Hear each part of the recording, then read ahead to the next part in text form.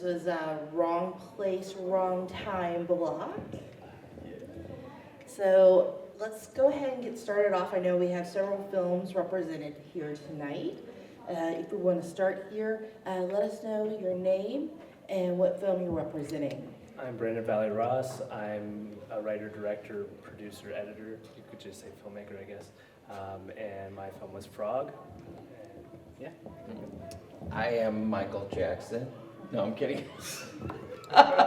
No, I am Robert Gallegos. I am the writer. Producer of Live, Laugh, Love. Wow. And I'm Thomas A. Fowler. I was the writer, director, producer, mask maker, whatever else we didn't have budget for on Slasher Sessions. Hi everyone, I'm Hawk Youngkins. I was also in the Slasher Sessions. I was Bruce the Cabbage. Bruce the Savage Cabbage. So, and just here Thomas. He's the genius behind it. So you clean up nice. I can see it now that you said it. It's very pretty. And my life with hair. We all have hair. We all have good hair. Look at this. Good hair. Well, it's hair. Great hair. Too. So keep that in mind when you're naming blocks in the future. Oh, exactly. You already know it. It's the Good Hair Club. So, The good hair I club. am super excited to have Thomas up here with us tonight because we were fortunate enough to actually have the script itself accepted in our film festival not that long ago. And so to actually see it brought to life on the screen is just, it had to be quite the process. Yes, it was. Primarily just because developing all the different slashers. Obviously, in a perfect world, it would have been Michael Myers, Freddy, Jason. But I didn't want to poke. Freddie Mercury. You almost said Freddie Mercury.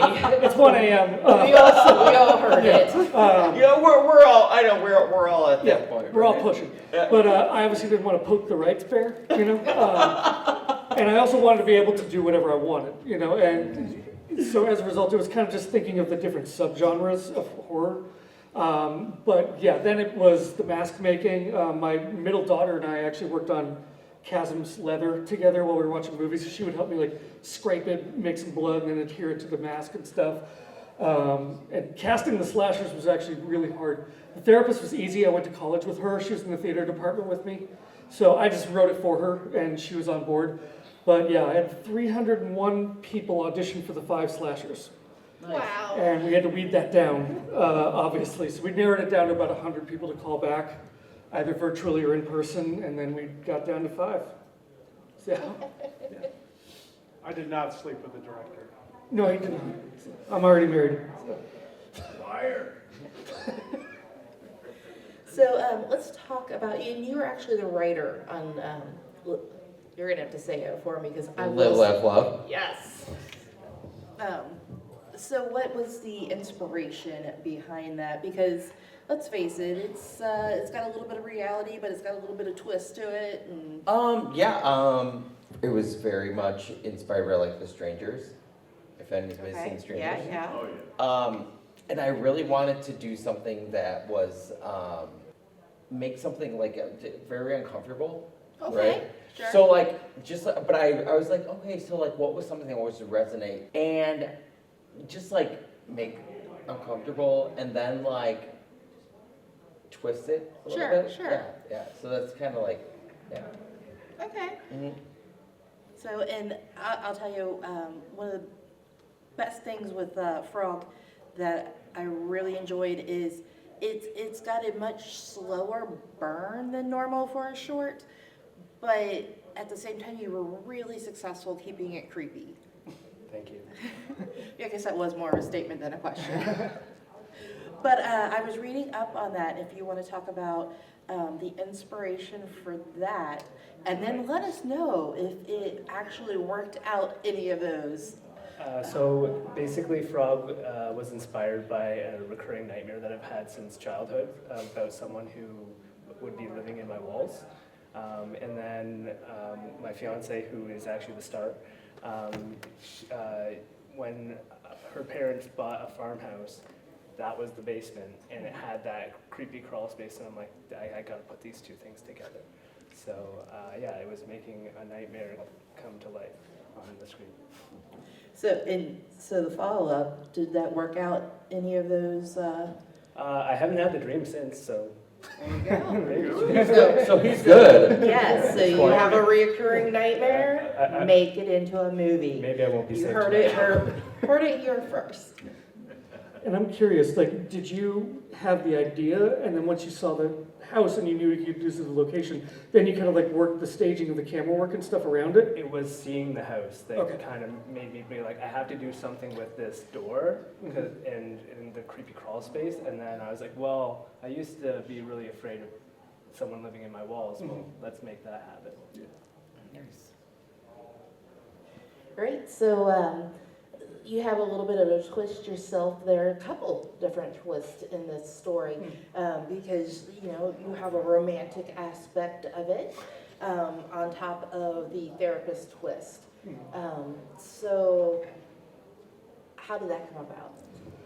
Yeah, I mean, it was really just kind of like thinking about the dynamic of the characters and just having fun playing around with it. Because as I was beginning to write the short, because I wrote the feature film version first, and then I found out, hey, how the hell am I ever going to get this funded? And so obviously, you know, you make a proof of concept short. And so the short had a little bit of a different beast to it altogether. And I just tried to think of different ways to create some tension and play with the dynamic of the characters. And what's funny is that I initially was going to cast all males for the slashers, because slashers are traditionally male. Yeah. And when I was casting, I was finding all the casting calls to be kind of boring, because they were all the same, you know, just different physiques. So at the last second, I opened up the genders, because I just basically realized that Chasm and Brimstone didn't necessarily have to be men. Whereas, like, you know, Fearform, obviously he has to be the dude, because he's got issues. But then it just kind of brought up a new dynamic. And so the romantic thing actually wasn't there. It was supposed to be like bro hug. But, you know, then we cast Rachel. And so then it just kind of changed the dynamic of the characters. And those two worked a ton, because Rachel was actually from New York, had to fly out. So we had very limited time for in-person rehearsal. So they chatted over Zoom, and then we did one in-person rehearsal while we were also in that location, like scouting the lighting. My DP was there. We kind of did some rough shot layouts and everything at the same time. And they kind of did a little bit of a branch off while the DP and I were figuring out lighting and how we were going to work the camera. And it all just kind of came together. We wanted to do more with the final fight between the therapist and Chasm, but that day we actually got a bunch of snow because it was filmed in Colorado. Everybody was late, including myself, so we started 90 minutes behind before we even rolled camera. And so we had to make some choices. So I know that you had Casey Hartnett. Casey Hartnett, yes, yes, very So much. how did you go about your casting? Casey and I have known each other for some time. Like I've known Casey since she was like 18. So It doesn't feel like that was that long ago, but yeah, it was yeah. So no, Casey and I have known each other for some time, and Casey was actually supposed to play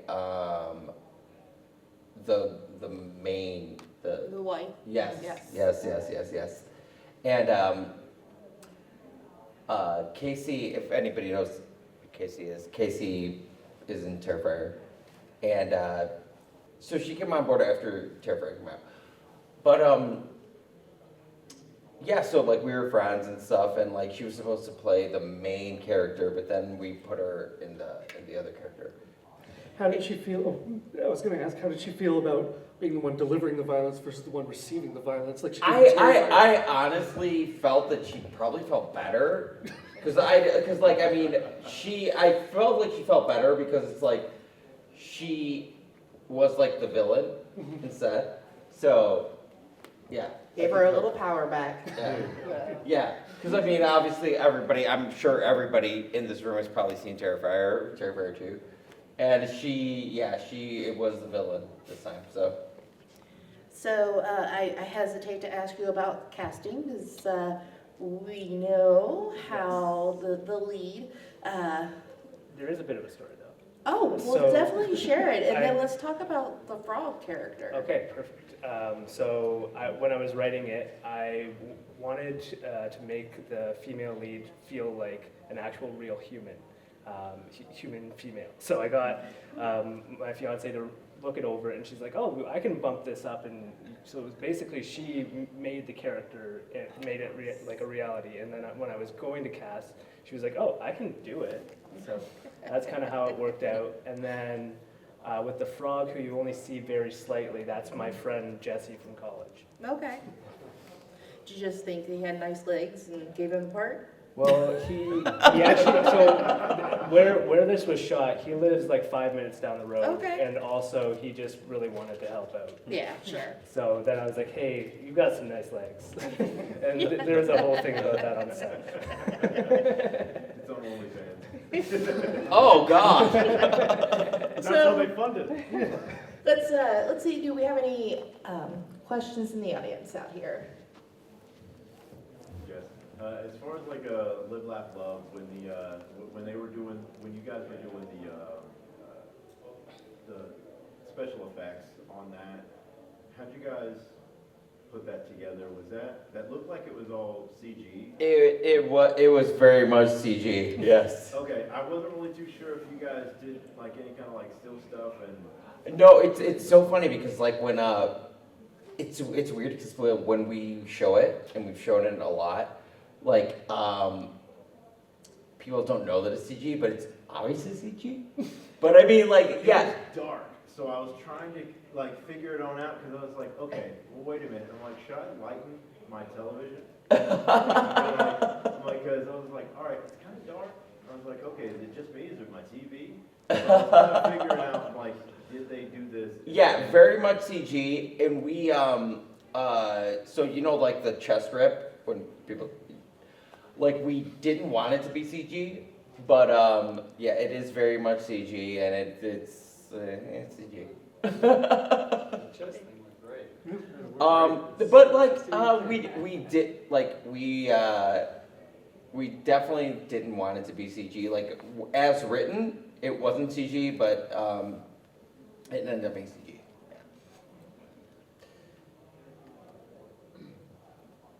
The Frog, not so much, the question was already answered about your nightmares and stuff, but I guess comment is just, it resonated with me, because as a child at my parents' house in Virginia, there was a really creepy crawl space, and I would like, friends would come over, like we'd have like sleepover pizza party, I'd be like, guys, you want to see something scary?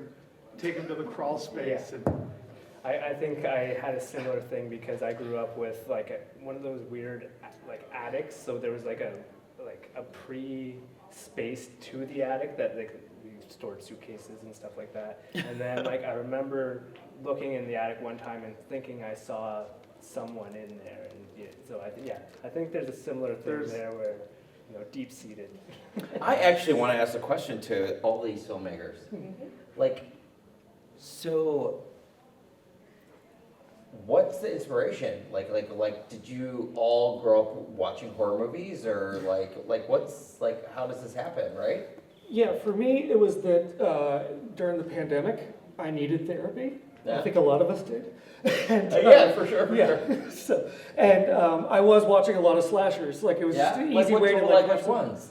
A lot of them. I was just basically like picking a franchise that was like on a streaming service I had, and I just blitz, right? Sorry. Because it was very easy to like almost like know what I was going to get out of it, right? Yeah. And the thing is, we all did comfort viewing during the pandemic. Yeah, for sure. Because we wanted things that we would know what the experience was. Right. And as I was going through therapy and watching a bunch of slasher movies, it just kind of had that weird combination of like, it was actually Nightmare on Elm Street, because I realized how like The first one? I was pretty deep into it. I think it was 3. Okay. Well, everybody's time. three is what everybody does. Yeah, I think I was at about 3. I still watched all the rest, but and I just remember thinking that like I think Freddie would do better with some therapy here. And I was like, wait, hold on, slashers therapy, let's go. And then it just started kind of enveloping, opening up from there. Yeah. And because I work in advertising, I often have to think of like, what's the pitch? And as soon as I say slashers in therapy, Right. it's a pretty easy sell. So, that's me. Awesome. Awesome. How are you? What was the question again? Just Oh, yeah, so I started watching horror movies at sleepovers with my friends when I was like in grade 4 or something like that. and like, what was the first one? I can't remember the first one. I was actually going through a list of like all the ones that scared me as a kid. I think Ghost Ship was one of the. Ghost Ship. Wow. Yeah, Like, it's like One of the best opening scenes Yeah, ever. Like, the it's all razor about- wire thing, and the hook in the neck always got me. Yeah, I don't know. That was definitely one that. Well, and I'll also say too that like going back to childhood trauma and memories and things, I watched Poltergeist way too young. And the thing is, at my grandma's house, she had a really weird statue in the room that I always slept in of Bing Crosby on a unicycle. And his head was disproportionately huge, and it faced me, right? So after I saw Poltergeist, I know. I'm trying to find it on the internet, and I can't. I'm like, it exists, damn it, you know. But I swear to God, after I watched Poltergeist, that like it was just gonna hear those wheels squeak, you know, or I'd hear like the Bing Crosby voice, like, "Hey there, buddy," you know, something. And then just There's your next movie. yeah, exactly. Yeah, Just gotta find that. I just need to find the statue. Yeah, because they passed longer. it's always funny because it's like, I feel like we all, as horror fans, it comes from childhood, you know? Because we all like, I've done panels in the past, and that question has come up, and it's almost unanimous. Everybody started watching way too right? young. Yeah. It's always So it's it's a always common a denominator childhood for thing sure. where it's like we probably, and especially like growing up in the 80s or something, like we Yes. always were watching shit that we probably shouldn't have been watching, right? Yes. Yes. I'll ask a question that Thomas asked me during the audition, and all the other cast during the audition process. It was, what's your favorite horror film? For like inspiration. Me? Everyone. Oh, I know this answer for Thomas, but Right there, The Shining. yeah. Shining. Okay, that's a great one. I mean, I'm kind of all over the place, but I always go back to Jurassic Park. It's not really a horror movie, No, but it does is. have horror elements. It is a horror Yeah. movie. It is. But primarily just because, like, that's the movie. I would have been 11 when it came out. I saw it probably 5-6 times in theaters that summer. This is where I'll date myself. I saw it in the movies at the mall, and then I went to Walden Books. Walden Books. Yeah, and I got the book as soon as I saw it based on the book, story by Michael Crichton. Isn't the book like way more like? Oh, it's totally different. Yeah. No, because I mean, Hammond is a jackass. Like, he doesn't care about his grandkids at all. And it's because the initial story was actually Michael Crichton wanted to explore the dark side of Disney. Yeah. That was like all he knew. Which when is he great. started. I mean, Yeah, it's exactly. a great concept. Yep. Much more raptors. There's a lot more story with like trying to. Initially, they actually tried to recover the park by tranquilizing the dinosaurs. Yeah. There's a lot more This to book it. is so different. Yeah, it's a different beast, and definitely worth it though. Yeah. Mine was Psycho, and it's Psycho because I don't know if anybody went to like Universal Studios in Florida, and they had the Hitchcock exhibit. But Psycho was like Psycho still is my favorite fucking horror movie.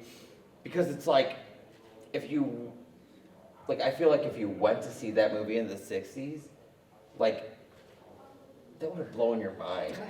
Like, it's like, oh my gosh, it's him? He's in drag? Oh my gosh, you know? So like, Psycho is hands down my favorite movie. Like, it's my favorite horror movie and my favorite movie, like, ever. Just because it's just so, I mean, it just has this. It works. It still works today. You know. All right, we'll get ready to wrap it up here, but before we get out, tell us, where can we follow you? And is there anything that you're working on coming up that you want to plug while you're up here? So you can follow me on Instagram, BVR _productions, or BrandonValleyRoss.com. And right now I just finished shooting a short that turned into a feature last weekend. So that's in post now, and I have one more scene to shoot for that. And that's going to be called Cottage Trip. So, yeah. Go ahead. Oh, me. Okay, so me, I promised myself that I wouldn't do another movie, but I am going to. And I am doing a short, no-budget film that is, it's going to be shot on an iPhone, and it's going to be shot vertically. And I think it'll be done, I don't know, probably by like May. So, yeah. Where can we follow you and get more information on that? Oh, you can follow me on Instagram, Robert Slobert 999. So we are currently trying to get a feature film version of this made. We've gotten, verbal commitment to some partial funding, so we're getting there, slow and steady. So that is already ready to go. We're just waiting for the green light and some money. But in addition to that, I'm just writing scripts like a madman. So I've got one called Summons, where a bunch of people are actually transported up to space for jury duty, and it turns out they're actually deciding if humanity is worth saving or not. I've got another one called Snipped that's based on a true story where I got a vasectomy, and then my wife went into delivery with our twins.